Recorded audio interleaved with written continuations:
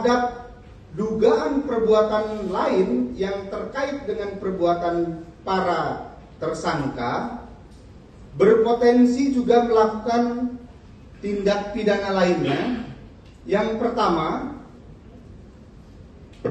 tindak pidana yang diatur di dalam Undang-Undang Perlindungan Data Pribadi sebagaimana diatur dalam pasal 67, junto pasal 65 dan pasal 68 junto pasal 66 yang mengatur tentang penggunaan data pribadi yang bukan haknya, di mana pasal 65 ayat 1 dengan ancaman hukuman 5 tahun penjara, denda 5 miliar.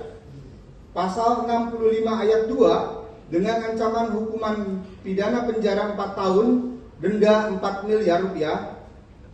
Pasal 65 ayat 3 dengan ancaman hukuman 5 tahun penjara dan denda 5 miliar rupiah. Serta pasal 67 junto pasal 66 dengan ancaman pidana hukuman 6 tahun penjara dan denda 6 miliar rupiah. Di samping itu, apabila para pelaku tindak pidana yang melakukan perbuatan melawan hukum melalui media elektronik atau media sosial tersebut mendapat order atau memperoleh pesanan melalui instansi atau lembaga negara dengan menggunakan uang negara yang merugikan negara untuk kepentingan pribadi, untuk keuntungan pribadi ataupun orang lain atau kelompok tertentu, maka berpotensi dapat dikenakan dengan tindak pidana korupsi sebagaimana diatur dalam pasal 603 KUH pidana dengan ancaman pidana paling singkat 2 tahun dan paling lama 20 tahun dengan denda paling sedikit kategori 2 dan paling banyak kategori 6, serta pasal 604 Kitab Undang-Undang Hukum Pidana dengan ancaman pidana paling singkat 2 tahun, paling lama 20 tahun dengan denda paling sedikit kategori 2 dan paling banyak kategori 6. Dari perbuatan para tersangka tersebut, kami sudah melakukan penyitaan terhadap device dan uang sebagai barang bukti di dalam perbuatan pidana yang dilakukan oleh para tersangka. 11 unit handphone, 2 unit laptop, 1 unit iPad, 2 unit flash disk yang berisi konten-konten yang bersifat melawan hukum.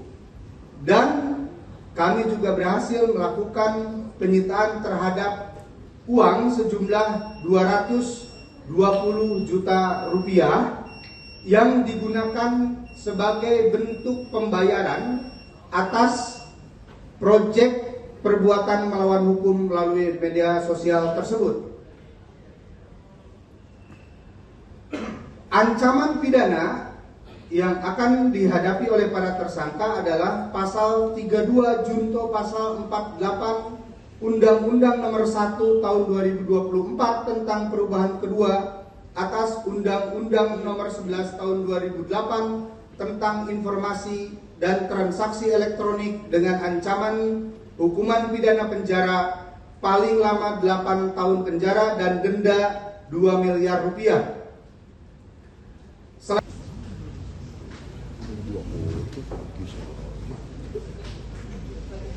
Kita mulai ya.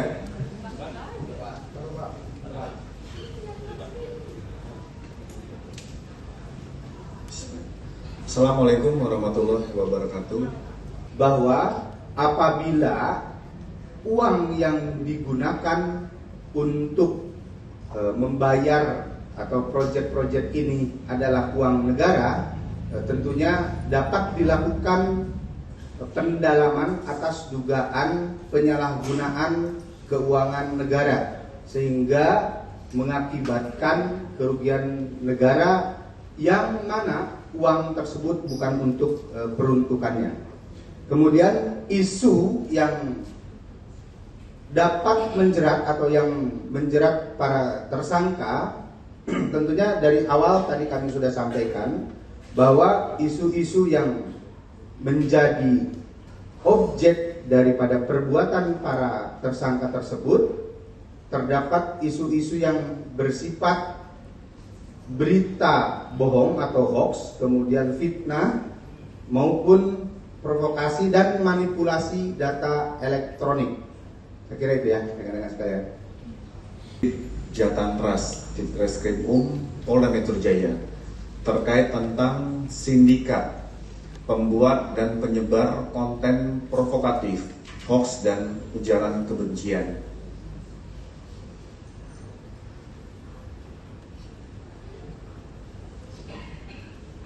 Perkara ini menjadi perhatian kita semua dalam penyebaran informasi, sehingga ada disinformasi, ada provokasi dan ujaran kebencian. Nah, konten unggahan yang dibuat memberikan dampak kegaduhan, sehingga ini harus dapat dipertanggungjawabkan karena menimbulkan keresahan, memicu kesalahpahaman, memperkeruh situasi serta mengganggu keamanan dan ketertiban masyarakat. Polda Metro Jaya sangat menghormati kebebasan masyarakat dalam menyampaikan pendapat, kritik maupun aspirasi. Namun kebebasan tersebut harus dijalankan secara bertanggung jawab dan tidak boleh disalahgunakan dalam penyebaran hoax, fitnah, provokasi, ancaman maupun ujaran kebencian. Untuk menjelaskan secara lengkap kronologis pengungkapan ini, kami dari Direktorat Reserse Kriminal Umum Polda Metro Jaya akan menyampaikan informasi terkait dengan penanganan dugaan tindak pidana informasi dan transaksi elektronik sebagaimana dimaksud dalam pasal 32 Junto 48 Undang-Undang Nomor 1 Tahun 2024 tentang informasi perubahan kedua atas Undang-Undang Nomor 11 Tahun 2008 tentang informasi dan transaksi elektronik. Rekan-rekan sekalian, saat ini media sosial bukan hanya dijadikan sebagai media untuk penyebar informasi yang bermanfaat, namun telah terjadi pergeseran yang disebabkan penyalahgunaan media sosial untuk kepentingan kelompok tertentu maupun kepentingan perorangan. Di media sosial beredar konten-konten yang berisi berita bohong atau hoax, kemudian fitnah, provokasi, manipulasi data elektronik, illegal access, dan penyalahgunaan data pribadi, yang mana hal tersebut dapat menimbulkan permusuhan, perpecahan, dan kerusuhan. Pertama, platform media sosial yang digunakan oleh para tersangka adalah platform media sosial dari berbagai platform yang ada, yaitu diantaranya X, Threads, kemudian Instagram, Facebook. Nah, itu semuanya digunakan oleh yang bersangkutan untuk memposting dari konten-konten yang mereka persiapkan tersebut. Kemudian tadi dipertanyakan untuk pemesanannya.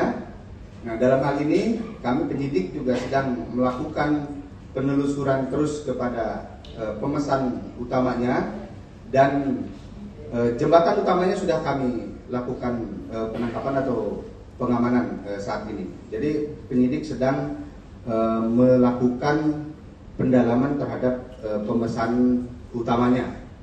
Kemudian nilai per project yang ditawarkan oleh pemesan berdasarkan hasil penyidikan yang tergali itu variatif, tergantung dari interval waktu, isu maupun tingkat kesulitannya.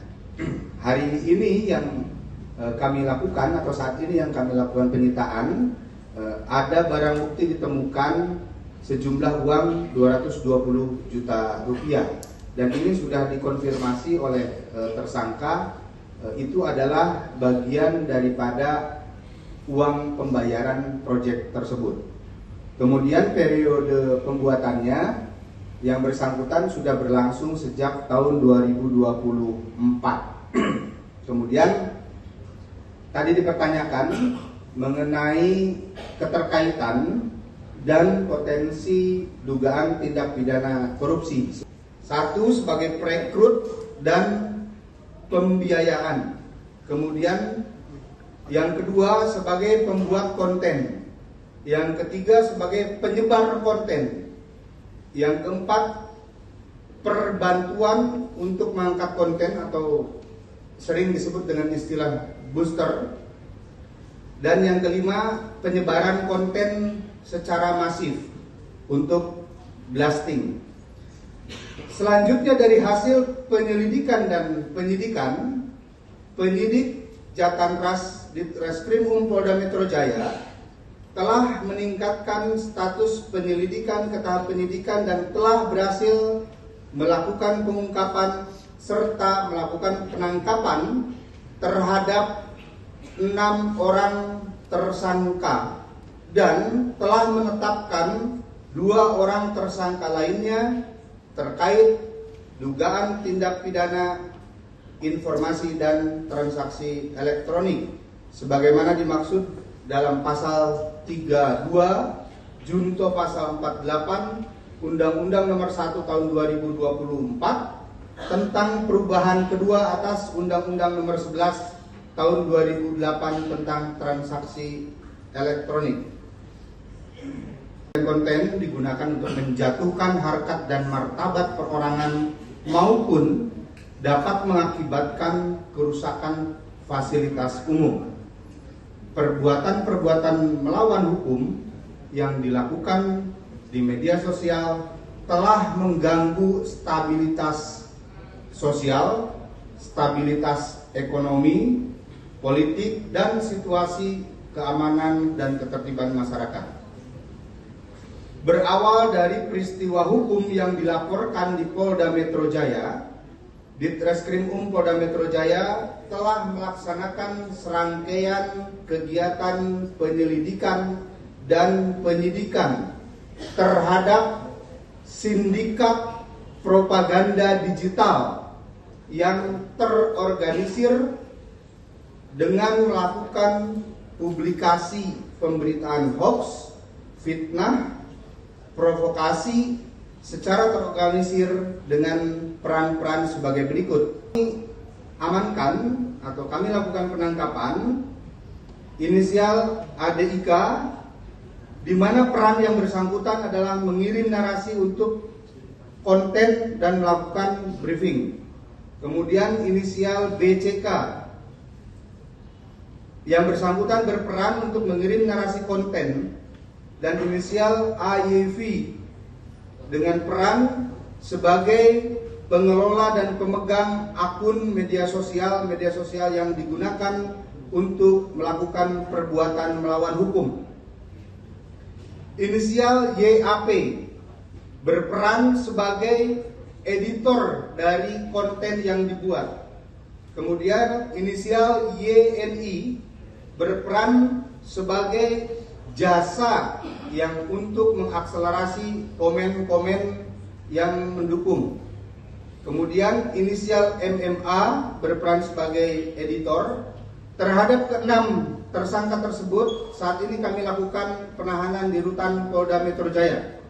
Kemudian untuk 2 orang yang sudah kami tetapkan tersangka dengan inisial G berperan menawarkan proyek dari kegiatan perbuatan melawan hukum yang dilakukan melalui media sosial. Kemudian inisial S berperan sebagai desain grafis. Kami informasikan kepada rekan-rekan sekalian bahwa saat ini secara utuh, baik itu pengelola dananya, pemberi proyeknya, kemudian pembuat kontennya, penyebar konten, kemudian peningkatan komen-komen, pengelola dan pemilik akun, semuanya sudah kami lakukan pengamanan atau penangkapan. Terima kasih rekan-rekan sekalian. Yang tadi dipertanyakan apa saja, apakah terkait dengan konten-konten yang tadi disampaikan, demo dan lain-lain. Kami dari tim penyidik tentunya mengumpulkan seluruh konten yang diupload oleh para tersangka, di mana yang berkaitan dengan perbuatan para tersangka itu sendiri. Baik itu ada yang bersifat provokasi, kemudian ada yang bersifat penyalahgunaan data elektronik, ataupun yang bersifat menyerang kehormatan, ataupun yang bersifat fitnah. Kemudian alasan yang bersangkutan melakukan itu memang berdasarkan hasil penyidikan yang kami lakukan, yang bersangkutan melakukan itu dengan alasan atau motivasi untuk memperoleh sejumlah uang dari si pemberi kerjaan. Kemudian tadi dipertanyakan terkait dengan akun dan konten, saya kira itu termasuk dalam substansi penyidikan, teman-teman sekalian. Jadi kami masih terus melakukan pendalaman di dalam proses penyidikan tersebut.